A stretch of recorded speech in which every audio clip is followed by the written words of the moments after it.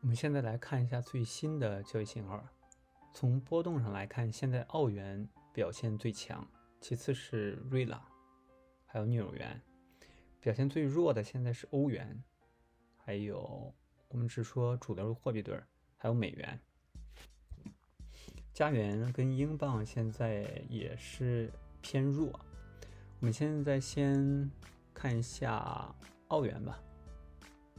澳元的话，其实现在最弱的，因为欧元最弱，澳元最强，所以的话，他们相比来说，欧元对澳元是最弱的。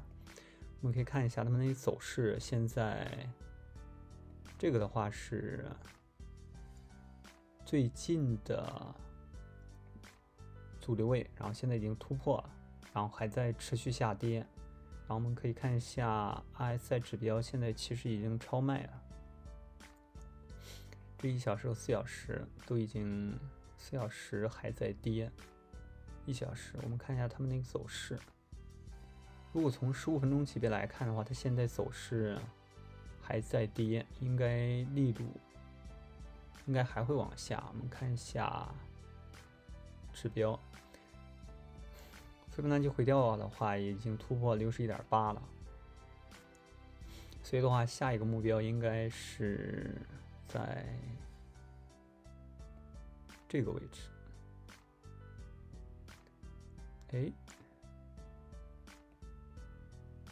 下一个阻力位在这个位置，这么多。然后我们看一下，现在的话，大概还有20点的一个空间，所以的话，可以做开2层。我们打开自动化交易，可以少做一些。现在因为那个跌幅的话，这个的话就是阻力位置。然后止损的话，我们就拉在这个位置。然后止盈的话，就拉在我们这个阻力位置就行。所以放在这儿，我们调整一下。好，这是欧元对澳元。然后我们再看一下其他的吧，因为现在澳元、瑞郎现在比较强。我们看一下，因为澳元对瑞郎的话，他们两个都其实属于短期强势的货币，所以的话最好不要做这个。但是我是做多了这个，因为澳元现在走势还是相对来说比瑞郎要强。看一下英镑对澳元，英镑对澳元的话，现在我们看一下它的目标位可能在哪。英镑对澳元的话，现在已经跌到50的这个回调位，下一个目标的话应该是在这个位置。然后我们看一下它这个大概1.904，这个的话倒是可以下单，可以做空。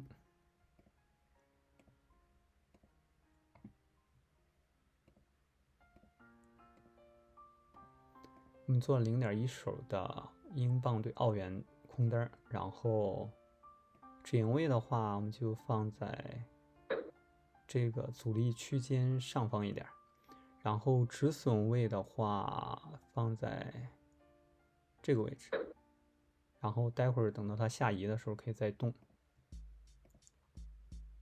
我们调整一下。好，这是英镑对澳元，然后我们现在再看一下欧元吧，因为欧元现在表现最差。欧元对澳元，刚才看一下欧元对日元。欧元对日元刚才已经开过空单的仓位了，也是刚开的。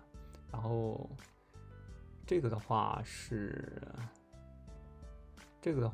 阻力位置，然后现在已经突破了。短线的话看在这个位置，所以的话在这个位置的话可以做空，或者已经做空了，然后可以再追仓。然后我们调整一下止损止盈。这是欧元对日元，然后我们再看一下欧元对加元，不对，因为加元现在也表现比较弱，所以的话，其实我们就做这几单吧。然后现在账户净值是2100美元，初始的话是如今的2000美元这个。然后我们可以等一会儿看一下结果。